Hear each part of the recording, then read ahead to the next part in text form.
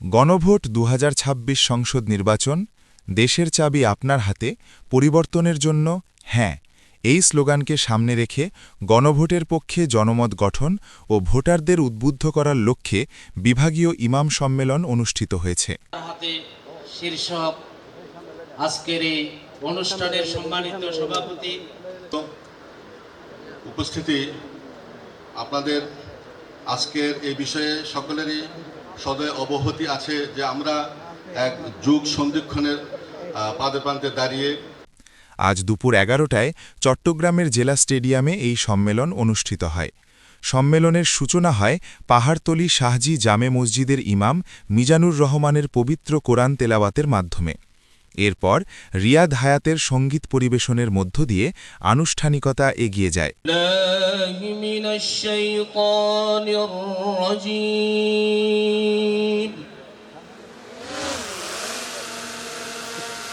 বিসমিল্লাহির রহমানির রহিম।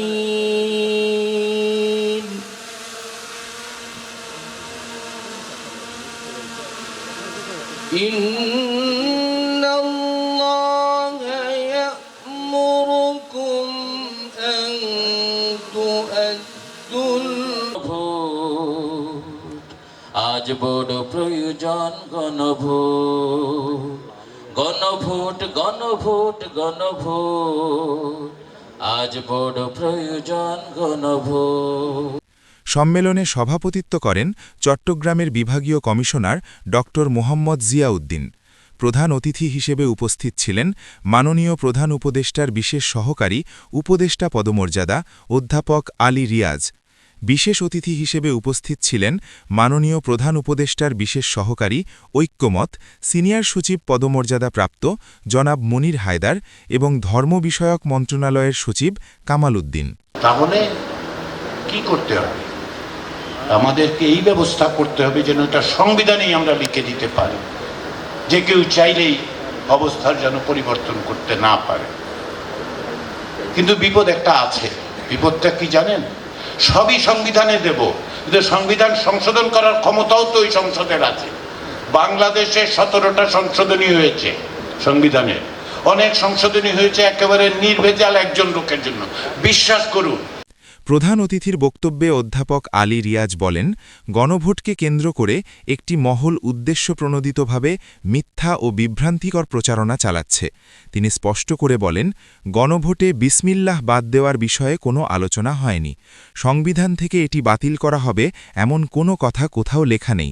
এসব সম্পূর্ণ মিথ্যা ও অপপ্রচার। তিনি আরও বলেন, গণভোটের মূল উদ্দেশ্য হল যেন ভবিষ্যতে আর কেউ স্বৈরাচার হয়ে উঠতে না পারে এবং দেশের মানুষ যেন স্বাধীনভাবে মত প্রকাশ ও কথা বলার অধিকার নিশ্চিত করতে পারে। গণভোটের মাধ্যমে জনগণের মতামতের প্রতিফলন ঘটিয়ে একটি শক্তিশালী ও জবাবদিহিমূলক রাষ্ট্রব্যবস্থা গড়ে তোলাই এর লক্ষ্য।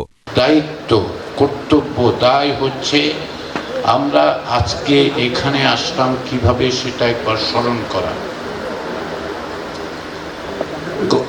2009 সাল থেকে 2024 সাল পর্যন্ত এদেশে যে কি নিপীড়নমূলক পরিস্থিতি তৈরি হয়েছিল তার সবচেয়ে বড় সাক্ষী আপনারা।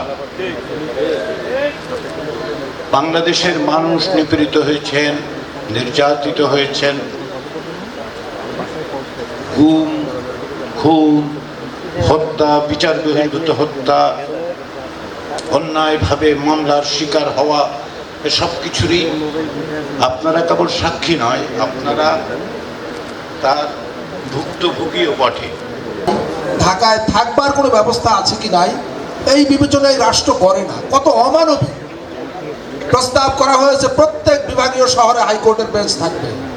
টেকনাফের লোকেরা চিটাগাং আসবে, তাহিরপুরের লোকেরা সিলেটে আসবে, পঞ্চগড়ের লোকেরা রংপুরে আসবে, ঢাকায় আসতে হবে। আপনারা যদি গণভোটে হ্যাঁ বলেন সেই ব্যবস্থায় আবার প্রবর্তিত হবে। প্রত্যেক উপজেলায় আদালত আবার চালু হবে, সে প্রস্তাব করা হয়েছে। কন্টিনেন্টাল হোটেলে তাদেরকে সম্বর্ধনা দেওয়া হবে, যাতে আলেম ওলামাদের ভিতরে একটা ঐক্য সৃষ্টি হয় এবং আধুনিক জ্ঞান বিজ্ঞানের সম্প্রসার ঘটে। এই জন্য আমরা উদ্যোগ গ্রহণ করেছি। সম্মানিত আলেম ওলামা বিন্দু, আজকে পবিত্র কোরআনের একটা আয়াত তেলাওয়াত করা হয়েছে, গতকাল রংপুরে আয়াতটি তেলাওয়াত করা হয়েছে। সে আয়াতে বলা আছে যে আল্লাহ রাব্বুল আলামিন আপনাদেরকে উপদেশ দিচ্ছেন বা নির্দেশ দিচ্ছেন হকদারের কাছে হক পৌঁছে দেওয়ার জন্য এবং ন্যায় বিচার নিশ্চিত করার জন্য, এবং আল্লাহ রাব্বুল আলামিন সব জানেন এবং তিনি সব দেখেন।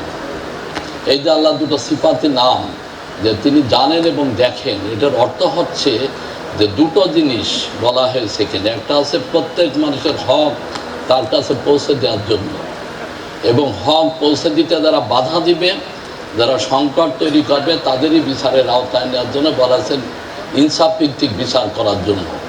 সভাপতিত্বের বক্তব্যে বিভাগীয় কমিশনার ডক্টর মুহাম্মদ জিয়াউদ্দিন বলেন, সমাজে শান্তি, স্থিতিশীলতা ও গণতান্ত্রিক চেতনা জাগ্রত রাখতে ইমামদের ভূমিকা অত্যন্ত গুরুত্বপূর্ণ। গণভোটের বিষয়ে সঠিক তথ্য মানুষের কাছে পৌঁছে দিতে ধর্মীয় নেতৃবৃন্দ গুরুত্বপূর্ণ ভূমিকা রাখতে পারেন। মুখপাত্র আপনাদের দিকে অনেকে তাকিয়ে থাকে, ফলে গণভোট কি এটা হতো অনেকে এখন জেনে ফেলেছে, কিন্তু এটাতে অংশগ্রহণ করবেন কিনা বা কিভাবে অংশগ্রহণ করবেন এই জন্য কিন্তু আপনাদের সম্মতির তারা অপেক্ষা করবে। আজকে কিন্তু আপনাদের কাছে আমরা ডেকে নিয়ে এসেছি, আপনাদের কি করতে হবে সেটা নিশ্চয়ই এতক্ষণে বুঝে ফেলেছেন। আপনারা যে এখানে উপস্থিত হয়েছেন কষ্ট করে, অত্যন্ত ধৈর্য ধরে আপনারা যে আমাদের বক্তব্য শুনেছেন, আমাদের সঙ্গে সক্রিয়ভাবে অংশগ্রহণ করেছেন, এজন্য আমি কৃতজ্ঞতা জানাচ্ছি। ইসলামিক ফাউন্ডেশন এবং জেলা প্রশাসন সহ পুলিশ। সম্মেলনে বক্তারা গণভোট নিয়ে বিভ্রান্তি দূর করতে এবং জনগণকে সচেতন করতে সম্মিলিতভাবে কাজ করার আহ্বান জানান। পাশাপাশি 2026 সালের সংসদ নির্বাচনকে সামনে রেখে একটি অংশগ্রহণমূলক ও গ্রহণযোগ্য প্রক্রিয়া নিশ্চিত করতে সকলের সহযোগিতা কামনা করা হয়।